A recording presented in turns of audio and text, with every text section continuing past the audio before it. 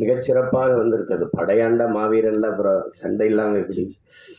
தம்பி சில்வா அவர்களை நான் விண்ணூர்தி நிலையத்தில் சந்தித்தேன். அவர் எனக்கு ஒரு வியப்பு தான். சண்டை கலைஞர்கள் எல்லாம் ஏதோ முரட்டுத்தனமாக இருப்பாங்க அப்படிதான் எல்லாரும் நினச்சிட்டு. அன்னைக்கு விண்ணூர்தி நிலையத்தில் பார்த்து கையில் ஒரு புத்தகத்தோடு வந்திருந்தாப்புல. தம்பின்னா அது நந்தனார் வச்சிருந்தாப்புல. அது அவர்கிட்ட சொன்னேன்.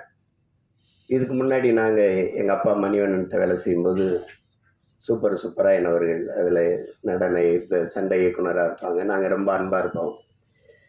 எப்போ பார்த்தாலும் தோல் மேலே கை வச்சுட்டு அந்த பயிற்சியை கொடுத்துட்டு வந்து சங்க இலக்கியங்கள் எல்லாம் சொல்லிட்டு இருப்போம். சிலப்பதிகாரம், மணிமேகலை, சிவசிந்தாமணி எல்லாத்தையும் பேசுவாங்க. இது எப்படி மாஸ்டர் அப்படின்னா, பகலெல்லாம் அடிக்க வேண்டியது, இரவெல்லாம் படிக்க வேண்டியதுன்னாப்ல. அவரை பார்த்தா இன்னைக்கு பேசுனா அவர் அளவுக்கு அந்த இலக்கியங்களை பேசுறதுக்கான ஒரு பெரிய பெரிய தமிழ் அறிஞர்களையே வியக்கிற அளவுக்கு பேசுவார். அதுக்கப்புறம் என் தம்பி கையில் ஒரு சண்டை இயக்குனர் கையில் புத்தகத்தை பார்த்தது எனக்கு ரொம்ப வியப்பாக செல்வாவை நான் ரொம்ப பாராட்டினேன். சரி, அது அப்படி சிறந்த கலைஞர்களால் உருவாக்கப்பட்டிருக்குது. அதில் ஒளிப்பதிவு ரொம்ப நேர்த்தியாக இருந்துச்சு. இப்போ என் தம்பிகிட்ட கேட்ட யாருன்னா கோவி ஜெகதீஸ்வரன் சொன்னாப்புல. இசையமைப்பாளர் அவர் தான் இது விழாவின் நாயகன். அவர் தம்பி ஜி பிரகாஷ் இளம் வயதிலேயே 100 படங்களை தொட்ட ஒரு சாதனை. ஆமாம், 100 படங்களை தொட்டார்.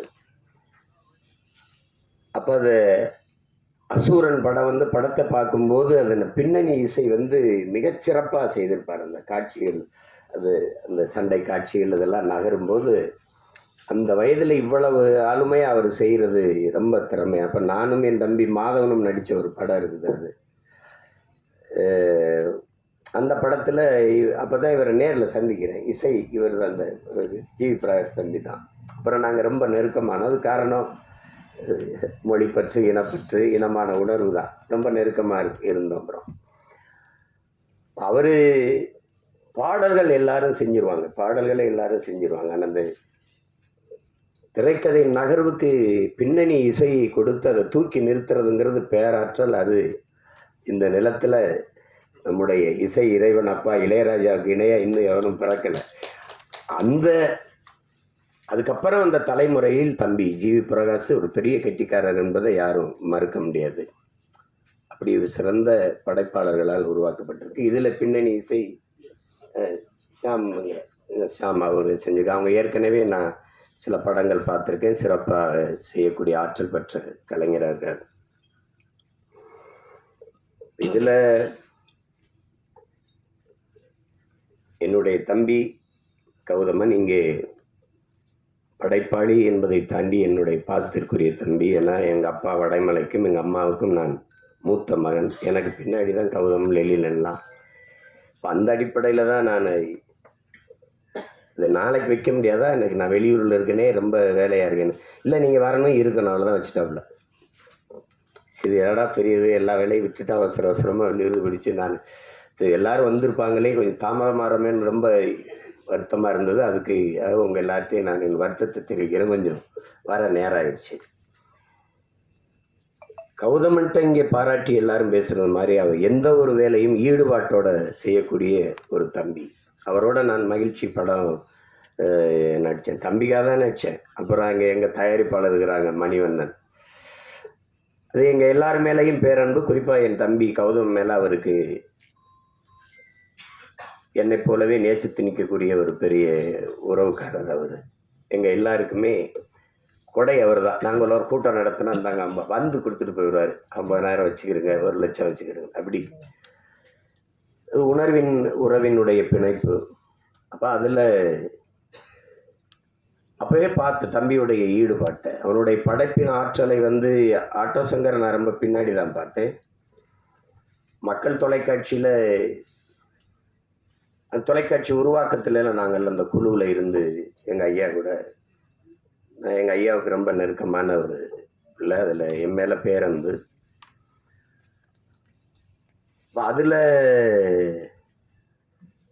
இந்த சந்தன வீரப்பன் தொடர் ஆமாம், சந்தனக்காடு அந்த தொடர் வரும்போது பார்த்து நான் வியந்தப்போ நானும் தம்பி அடிக்கடி பேசிக்கிறதுனால பாராட்டிக்கிட்டு இருந்தேன். அப்போ நான் எங்கள் தலைவர்கிட்ட சந்தித்து பேசிக்கிட்டு இருக்கும்போது அப்போ எங்காலும் பேச்சு வந்துருச்சு, வீரப்பனுடைய பேச்சு வந்துருச்சு.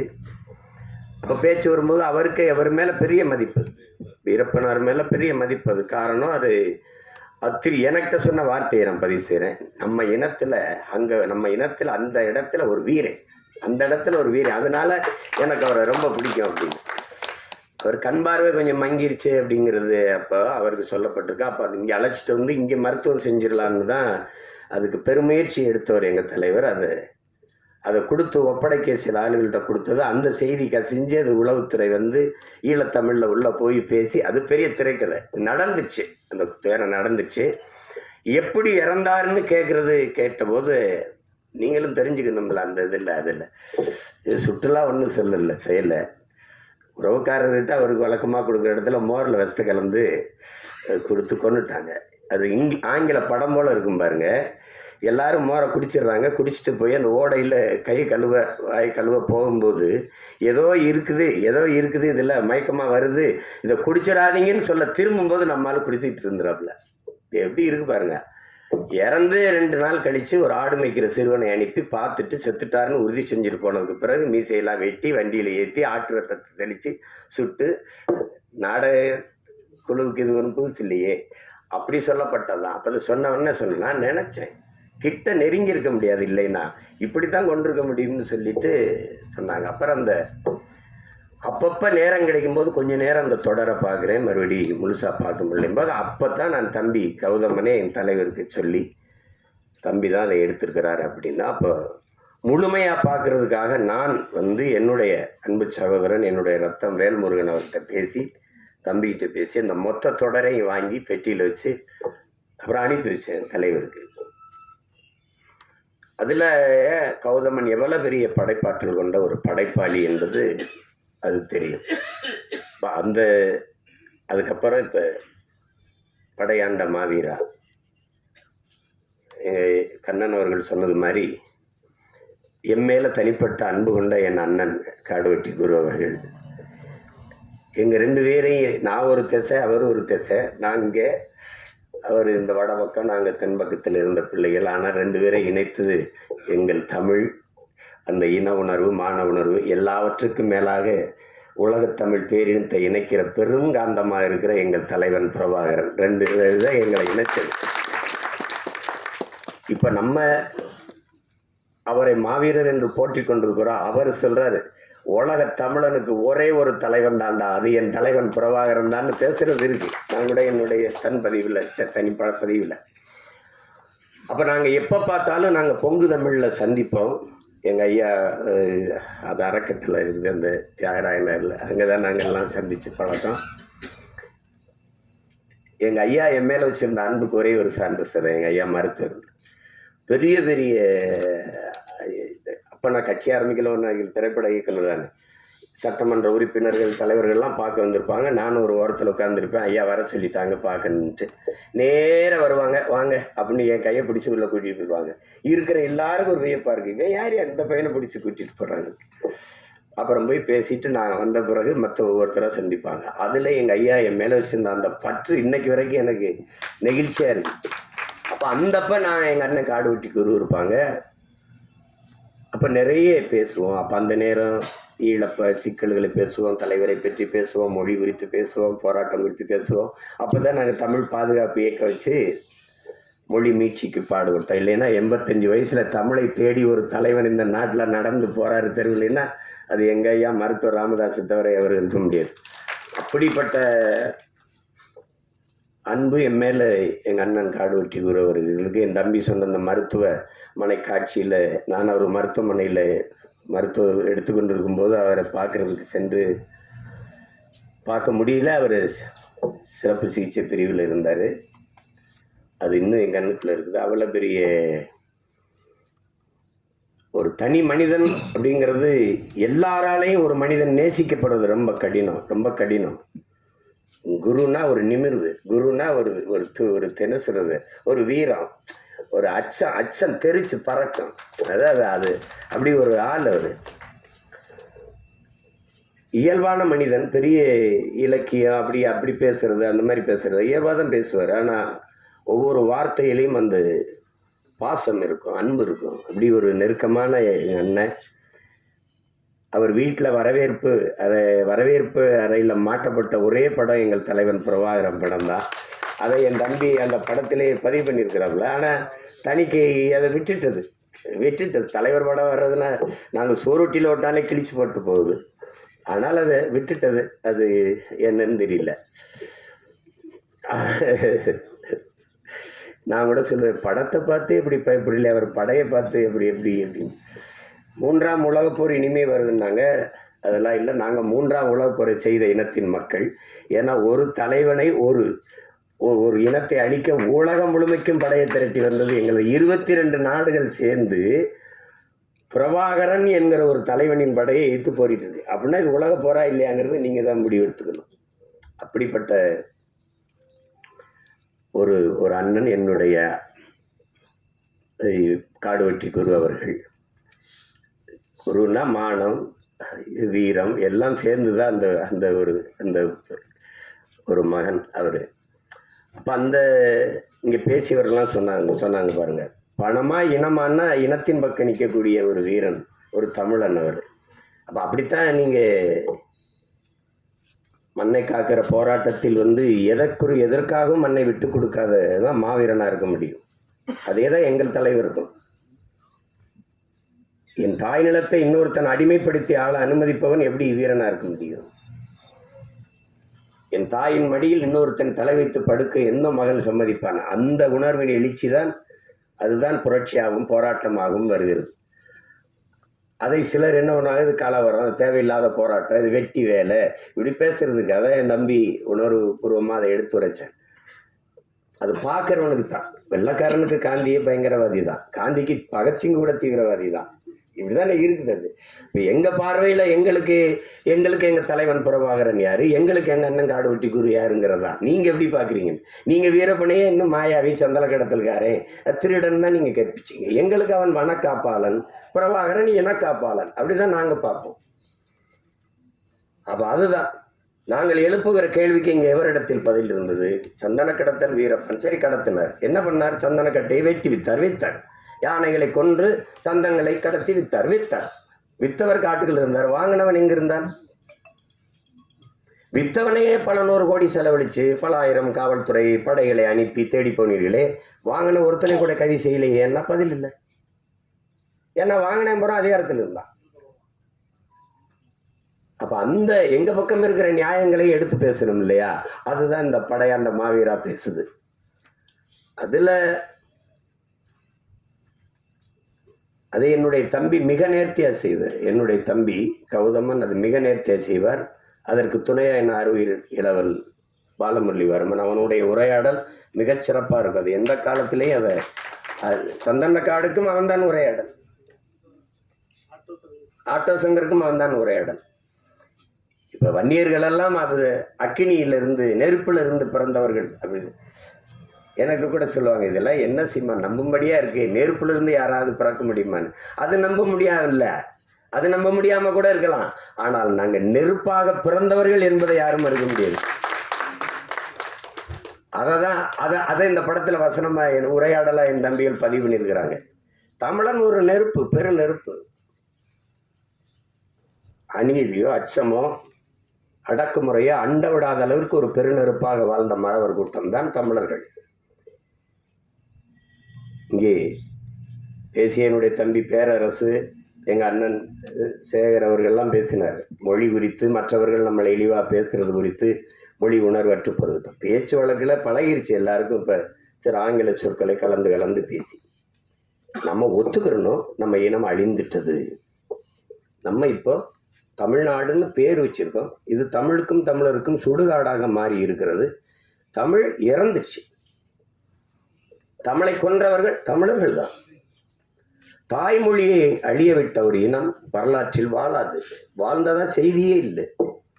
அப்ப நம்ம அழிஞ்சிட்டோம். சமஸ்கிருதம் கலந்து பேசி 1800 கன்னடம் பிறக்குது, 600 தெலுங்கு பிறக்குது, 1600 15ஆம் நூற்றாண்டுல மலையாளம்ங்கிற மொழி கிடையாது. தமிழில் இருந்து சமஸ்கிருதம் கலந்து எப்படி கலந்தோம்? வணக்கம், நமஸ்காரம், சோறு, சாதம், மகிழ்ச்சி, சந்தோஷம், அப்படி பிரிஞ்சிடுச்சு. இப்படிதான் போச்சு. இது சாப்பிட்டீங்களா நீங்க, போஞ்சை சீரா மீறு, ஒரே ஒளி அளவில் தான் பேசிட்டுருப்பான். இப்படி போயிடுச்சு. கடைசியா துளு, கன்னடமும் கணிதெலுங்கும் கவின் மலையாளமும் துளுவும் உதிரத்தில் உதித்தவேன் தமிழ் தாய் வாழ்த்துல பாட்டு இருக்குது. அதை ஆட்சியாளர்கள், அன்றைய ஆட்சியாளர்கள் ஆரியம் போல் வனக்கொடிந்தே தூக்கினார்கள். ஏனால் அந்த பிராமணர்கள் வாக்கு போயிருமோ. அது கன்னடமும் கணிதெலுங்கும் கவின் மலையாளமும் அதை சொன்ன அந்த மொழி பேசக்கூடிய மக்களின் வாக்கு போயிடும், அவங்க குறைவா நினைப்பாங்க. தமிழுக்கு அந்த பெருமையை கொடுக்க அன்றைய ஆட்சியாளர்களுக்கு இப்ப கூட கீழடி 2500 ஆண்டுக்கு முன்னாடி இருக்க தமிழனின் தொன்ம நாகரிகம் ஒரு தோராய கணக்கு தான் 2600 5000 ஆண்டா கூட இருக்கலாம். 2 ஏக்கர்ல தோண்டிட்டு இது திராவிட நாகரிகம் ஒரு கூட்டம், இது இந்திய நாகரிகம் என்ற ஒரு கூட்டம். 2500 ஆண்டுக்கு முன்னாடி இந்தியா ஏது? இந்த நிலப்பரப்பு ஏது? ஒன்னா இருந்ததா? இப்படி ஒரு பெயர்ல இருந்ததா? 2500 ஆண்டுக்கு முன்னாடி திராவிடம்ங்கிற சொல்லு ஏது? திராவிடம்ங்கிற ஒரு இது நாடு ஏது? இதெல்லாம் ஏது? இந்த கன்னடம் தெலுங்குலாம் ஏது? இதை தமிழர்கள் நாகரிகம், தமிழனுடைய பண்பாடு, தமிழனின் அடையாளம், தொன்மம் என்று சொல்ல வாய் வரல. அதை விட்டு கொடுக்க முடியாது. தமிழனுக்கு அந்த பெருமையை கொடுத்துடக்கூடாது. அதுதான் இவங்களுக்கு இருக்கிற சிக்கல். இந்த நிலையில் தான் வீழ்த்தப்பட்ட தமிழ் தேசிய பிள்ளைகள். எங்கள் தலைவர் சொல்லுகிறார், உலகத்தில் 13 கோடி தமிழ் மக்கள் உலகெங்கும் பரவி வாழ்ந்தாலும் தமிழீழ மண்ணில் தான் தமிழ் தேசிய மக்களின் ஆன்மா விழிப்புற்றதுங்கிறார். நான் அடிமையாக இருக்கிறேன், விடுதலைக்கு போராட வேண்டும் என்கிற வீர உணர்வு, விடுதலை உணர்வு எழுச்சியுற்றது. விடுதலையின் முதல் படியே விழிப்புணர்வு தான். அந்த விழிப்புணர்வு வந்தது தமிழீழ மண்ணில் தான். இன்றைக்கு அந்த விடுதலை போராட்டம் வீழ்த்தப்பட்ட அந்த நொடியில் இருந்து உலகெங்கும் வாழ்கிற தமிழ் தேசிய மக்களின் மொத்த மக்களினுடைய ஆன்மா விழிப்புற்றது. குறிப்பா தமிழகத்தில் இன்று பேரெழுச்சியாக வருகிறது. அதுதான் எளிய பிள்ளைகள். எங்களுக்கு 36 லட்சம் 40 லட்சம் வாக்குகளை தந்து தமிழ் மக்கள் அங்கீகரிக்கப்பட்ட ஒரு கட்சியாக மாற்றுகானா இன்னும் மான உணர்வும் இன உணர்வு உள்ள தமிழர்கள் சாகல எல்லாம் இருக்கான். எங்கு பிறப்பினும் தமிழன் தமிழனே, இங்கு பிறப்பினும் அயலான் அயலான்ங்கிறார் எங்க புரட்சி பாவலர். அதுதான் முக்கியம். அவருக்கு ஏற்க, கன்னடருக்கு தமிழிலிருந்து இந்த கன்னட மொழி வந்ததுங்கிறது ஏற்க அவங்களுக்கு மனசு இல்லை. அண்ணன் கமலஹாசன் பேசுறது சும்மா கதை இல்லை, வரலாற்றை சொல்றாரு. அதை ஏற்றுக்கிறது எதிர்த்துக்க, அதை பற்றி பிரச்சனை இல்லை. அவர் படத்தை நீ ஓட விட மாட்டேங்கிற. ஏன்? நான் உன்னுடைய KGF 1வது பகுதியை 2வது பகுதி இங்கே சுதந்திரமா ஓட விட்டல, அதுக்கு பரிசு.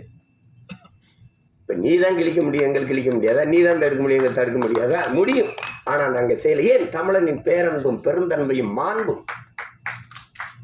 படத்திலையா அவரோட பகையை காட்டுறது? படத்துல குடிக்கிற நீர்ல இதுல இல்லாம பகை எப்படி இருக்கு பாருங்க. உங்க படம் வராது, உங்க படம் ஓடாது. இப்போ தமிழில் இருந்து வந்தது கன்னடம் என்றதை ஏற்க முடியாத அவர்கள் தமிழை ஏற்கல. தமிழிலிருந்து வந்ததுங்கிறத ஏற்கல. ஒரு தலைவருக்கு தமிழையே ஏற்கல. தமிழையே சனியன் ஒழிக்கணும்ன்றல, தமிழை சனியனை ஒழிக்கணும்னு சொன்னவரை தமிழர் தலைவராகவும் தந்தையாகவும் கொண்டாடும் ஒரு இனம், உலகத்திலே கேடுகட்ட மானங்கட்ட இனம் தமிழன் தான். அவன் என் மொழியவே ஏற்க மாட்டேங்கிறான், அதுல இருந்து வந்ததுங்க ஏற்க மாட்டேன். அவரை நான் தலைவனை ஏற்கணுங்கிறத, இப்படி ஒரு உலகம், இப்படி ஒரு சமூகம் எங்கேயாவது இருந்துக்க பாருங்க. இதுதான்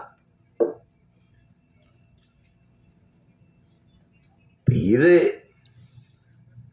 படையாண்ட மாவீராங்கிறது ஒரு திரைப்படமா பார்த்து இதை சுருக்கிட முடியாது. இத்தனை பேருடைய உழைப்பு சிறுக சிறுக சிறுக சிறுக. நான் கூட அதை எப்போ முடிப்பேன் முரளிகிட்ட கேட்கும் போதெல்லாம் கேட்பேன், எப்போ தாண்டா முடிப்பேன் அதை அப்படின்னு. சிறுக சிறுக வழி இல்லை. பிள்ளைகள் 100 சேர்த்து 1 லட்ச ரூபா கொடுத்துருக்காங்கன்னா அந்த உணர்வு, அந்த பங்களிப்பை, அதற்காவது இந்த படம் மாபெரும் வெற்றியான இந்த படத்து வெற்றி அடையுது. அப்ப அதுக்காக இவ்வளவு நேரம் இதுல பெரிய பாராட்டுக்குரியது, இந்த மேடையில இவ்வளவு நேரம் பொறுமையாக இருக்கிற பெருமக்கள், அரங்கை நிறைத்து அமர்ந்திருக்கிற என் அன்பு சொந்தங்கள், உங்களுக்கு தான் இவ்வளவு நேரம் பசி நேரம் தாண்டி உறங்குற நேரத்து வரைக்கும் உணர்வோடு உட்கார்ந்து இருக்கிற உங்க ஒவ்வொருத்தருக்கும் என்னுடைய அன்பும் வாழ்த்துக்களும்.